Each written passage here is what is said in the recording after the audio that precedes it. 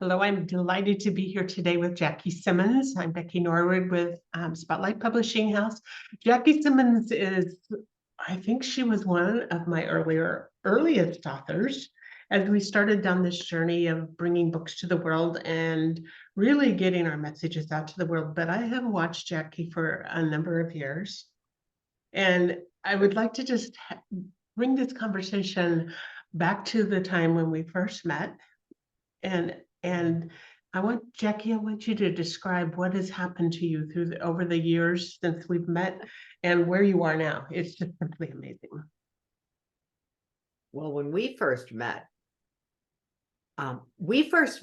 because I was an author in another book a compilation book that you were shepherding for one of my mentors, for Amana Guide. And the book was called The Game Changer. I had no idea what a game-changing effect that would be. Because, yeah, all right, true confession. It's like, after being in that book, you made that process so easy that when one of my friends said, hey, I'm working on this book of inspiring stories for teenagers, and I've been working on it for years and it's not going anywhere, and people don't want to write for it. And I'm like, well, I can help you with that, because it had looked so easy working with you that I thought, of course I could do it. Well, he was a little bit skeptical, but had no better offers. And it dragged and it dragged. And finally I said, look, I'm putting a deadline in on Amazon. I'm going to force myself to get this done. And he had a title: Make It a Great Day. The choice is yours. That was his title. And he was just trying to gather it. He was thinking a little pocket book that kids could stick in their back pocket and really small. And after I put that deadline into Amazon, I hosted my 3-day event where I help people deliver messages that matter. And my middle daughter, Stephanie, delivered a message. In 7 minutes, she took my life and gave it a meaning and a purpose for everything that I had been through with her. She started her 7-minute talk with 3,000 a day. 3,000 a day is the number of teens who attempt to take their own lives every day, just in the US. This was August 3rd, 2019, pre-COVID. I had no idea the number was that high, and no idea that she was going to talk about suicide. And I went pale at her next words, which were when I was 14. And while I had lived through her multiple suicide attempts outside of professional help, she'd never really talked about them. And she went on to share an amazing journey that ended with the worst moment of my life. She shared that she still struggled with suicidal thoughts, and I realized the challenges she'd had to face alone because I hadn't been willing to talk about suicide with her. Something that is so difficult to talk about, so difficult. So she ended her talk with, she'd learned a lot of coping skills on her suicide avoidant journey. And she wanted to share those skills with teens before they need them. So those two things, share her skills with teens and before they need them. And that's the 2-step we went on. The first thing that happened is that little book of inspiring stories became the mission book for the movement to end teen suicide. And it was a hot mess. I spent 13 hours in my office with one of my friends, God bless her. She's a former high school teacher, has the patience of a saint, and did all of the work myself to try to get this up in the deadline that Amazon had given me. And we made it, and it was bad. It was not a book I was proud of. And then thank God for you, because Becky came along and said, Jackie, let me just make this a little bit better for you. And the first volume of Make It a Great Day, The Choice is Yours, for teens. And that got published. And the idea was, let's create stories that'll help them break the silence. I gathered stories of people lives where they stubbed their toe and they didn't let it stub their day or their life. Mm. And that started the journey. The next book we did, COVID, well, we tried to create a program for teens in the high schools, and COVID shut down the schools. We founded our nonprofit April 1st, 2020. That is the month that all the schools closed. So it went sideways and backwards, and we published again. Thanks to this journey, we went from a hand-drawn cover to one of the most beautiful covers in the world with our elephant. We now have a mascot. That's our elephant. Along the way, I was offered a TEDx stage, but only if I would talk about how to end teen suicide. Now, I was still on the suicide avoidant talking journey. And so taking that stage was the most insane act of my life, because I knew that I was going to take a topic that I didn't want to talk about and put myself in a position of talking about it potentially in front of a lot of people. My first script, my TEDx coach said, was tactical but not vulnerable. And he challenged me to make it vulnerable. And that was the volunteer coach, because most TEDx organizers connect you with the coach. And then, thank God, COVID shut me down and shut down the stage. And so we limbo. There were no gatherings. And this stage is in Las Vegas, and they shut down Vegas for COVID. So I was like, thank you, thank you, thank you, thank you, thank you. I don't have to do the talk. Yada. I was happy. I put that script in a drawer. Yeah, dodge that. Yeah. And then we got a stage for January of 2021. And I got a new coach. He was working with me. And the more I worked with that script, the more I hated it. By then, we'd done our second book, I think, and I was a little more confident about this. I had written something called The Talk That Saves Lives. And I said, okay, what am I going to do? I have a friend who used to be a TEDx organizer, Roger, and I asked Roger for help. And he read my script and he said, yeah, great information, Jackie, you have great content, but it's not going to inspire anyone. And I was like, yeah, it doesn't inspire me. Would it help me? Yeah. He said, yes, he would, but only if my TEDx organizer would agree, because I was 3 weeks before stage, and rewriting is not something they usually allow that close to a stage. And I was learning the rules of TEDx as I went along here. To her credit, Sarah Jefferson, the organizer, gave permission for me to rewrite my talk. And Roger took me from being vulnerable to being naked. He said, Jackie, you're going to have to tell them about the day. And I'm like, Roger, it was just a day.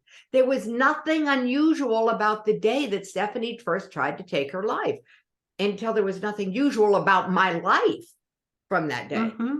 Right. And he asked if I could talk to my daughter. You could talk to Stephanie, just ask her. And I'm like, so I picked up the phone and called Stephanie and said, hey, honey, I'm doing the TEDx talk and they want me to talk about the day. And she says, yeah, I'm not surprised. And I went, honey, I'm sorry. I don't remember. And that is something that is so common. That is so common. Into the silence, she laughed and she said, Mom, it was the shopping. And then I remembered. And that story of how we went store after store, outfit after outfit, and nothing fit her. And we came home from shopping with nothing except an attitude. And I can relate to that upstairs. so well. Yes. Yeah. So she stormed upstairs to her bathroom and I collapsed on the sofa. And the next thing I heard was, Mom, I think I need help. And my eyes were drawn to her left arm and blood was dripping down her hand onto the floor. And it was that story that Roger helped me be able to tell from the stage. and how everything after that was this kind of split brain. The part of me that was panicking at the sight of my bleeding, obviously suicidal child, and the part of my brain that was flipping through her medical records in my mind looking for the date of her last tetanus shot. And I'm not sure that the two halves of my brain came back together again until after the TEDx stage and after we started writing this book again. And so now we've published 3 volumes in the series, and all of them you've shepherded to become international bestsellers, #1 in multiple categories. Yeah. Yes. So the journey has brought me to here. My TEDx talk has now had over 91,000 views. And I snuck the talk that saves lives into the TEDx talk. I snuck it into the book. It's in there. It's in volume. It's in the elephant volume, the one that's just got the elephant on it. It's in there because I put my whole TEDx talk in there, and then I revamped it for a newer audience in the volume 2, and we called it "The Rules of Emotional Cage Fighting," because we want you to help your friends and family get out of that cage fight, because that's what I've been told it's like. It was not my first choice in words.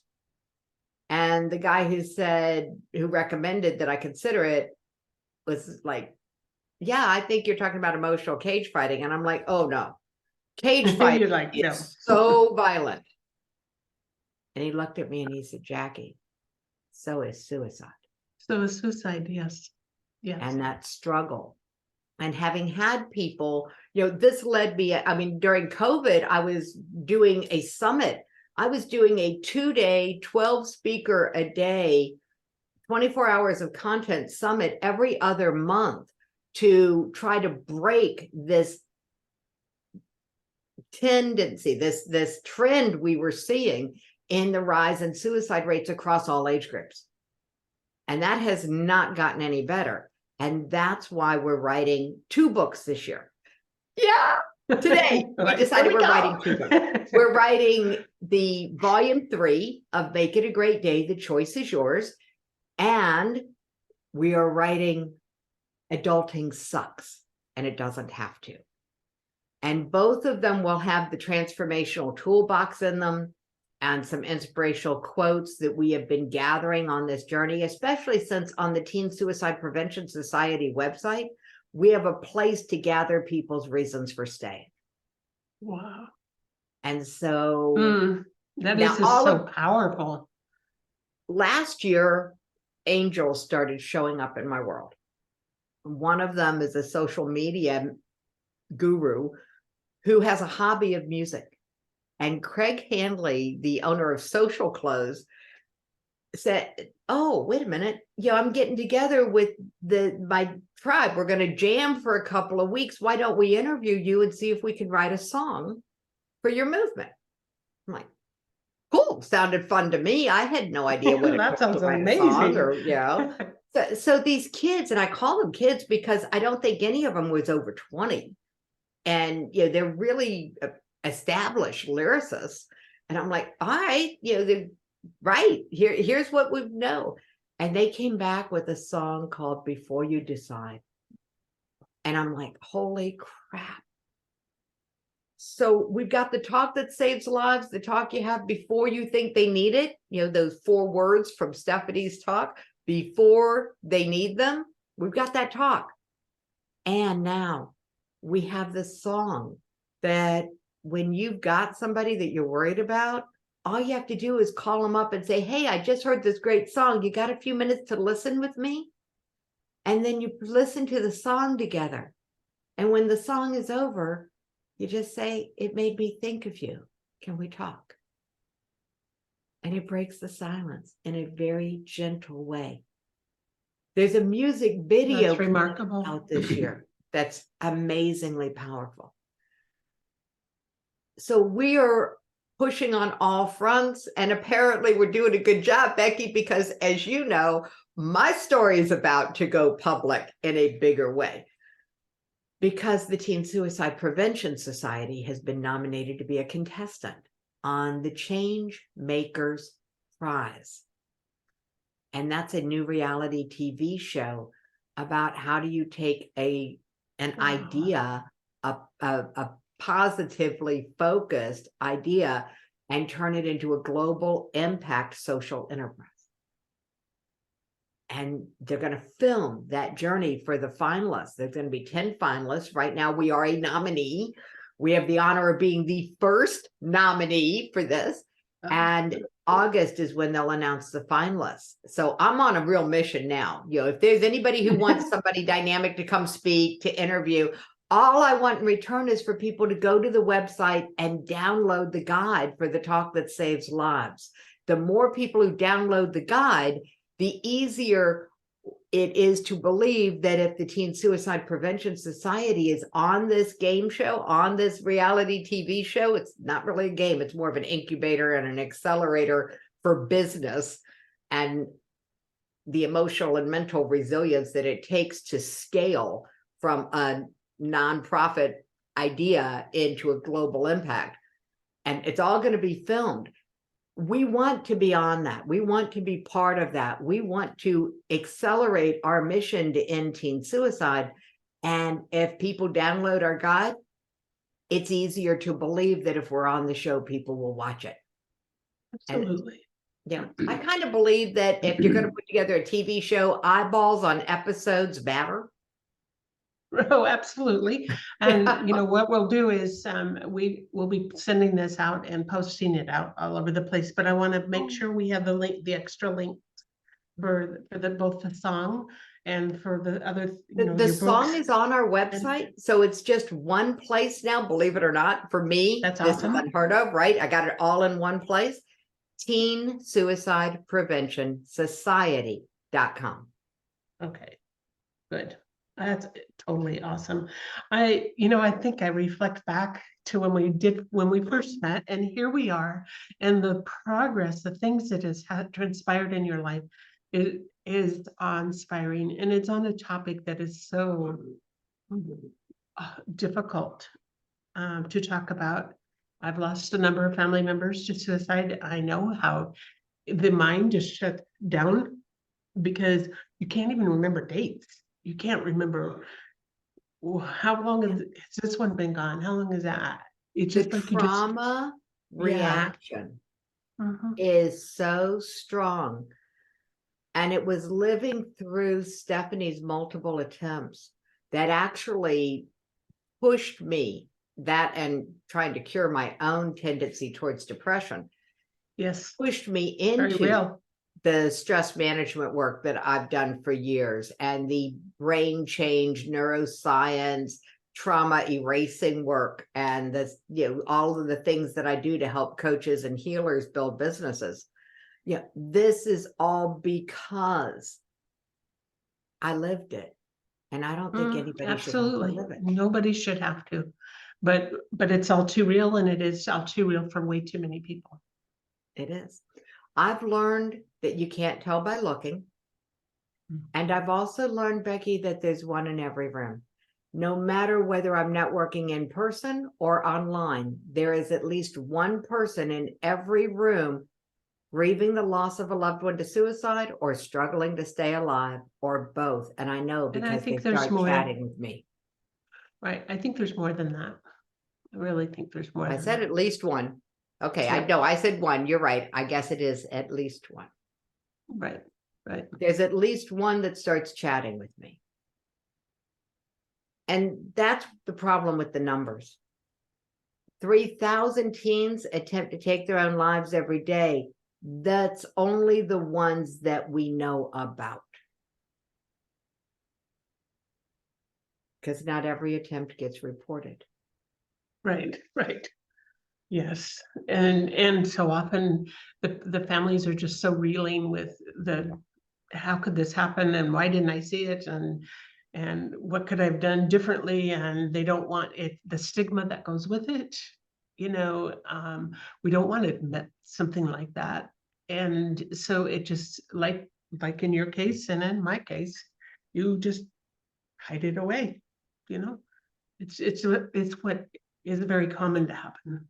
And it eats the soul. I am it does. absolutely Deep silence on this topic, silence is not golden. No, Silence is no. deadly. Well, I can't be more proud of you because there is so much that you have done. And I've watched, and as we each, I think every few months or every at least 6 months, we're talking about, where is it, how things going, and here we are, and look at what's transpiring, because you have the heart to make a difference, and you have that beautiful spirit. I've watched your daughters work right alongside you, and I just lost my earplug. uh, Getting used to these little earbuds. um, but it's remarkable, and hats off to you and what you're doing in the world. And it's so one of the most important things that needs to be discussed. It can't be swept under the carpet. We really need to get it out there. So, And the funny thing is the moment that I shine a light on it, the moment I introduce myself as being part of the mission to end teen suicide, people go like it's safe to talk about. I thought nobody wanted to talk about it, but the reality is they want to talk about it. They're just afraid. very And they're afraid. afraid Yeah. for good reason. What I want to do is remove the reason that people are afraid to talk about it, so that we've removed the need for suicide intervention programs. Excellent. My real mission is to make the need for suicide intervention programs a thing of the past. Yes, absolutely. Yes.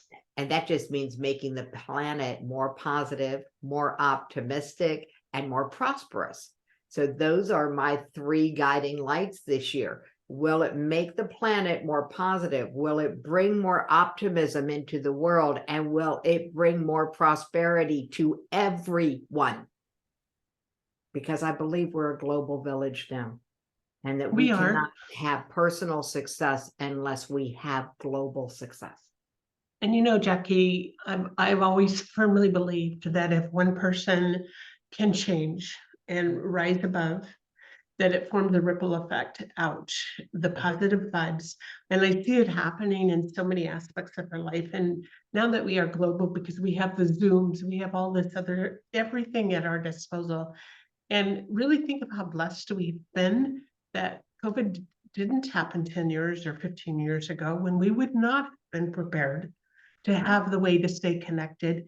And yet it was still tumultuous for so many. And yet how many times, the number of authors that I'm serving right now and the messages they're bringing to the world, it's just awe-inspiring, totally awe-inspiring. And I feel like, my goodness, it's like a whole tapestry of wisdom that is reaching out on every subject matter you can imagine. COVID put us all into a pressured environment. And all the cracks that were there in the infrastructures of our society and of the world already got light put on them, and light shining through them, and things started breaking up. And as the infrastructures fell away, I believe that our own resistance to the value we bring to the world, our own resistance to the idea that me can be the catalyst of change. For change.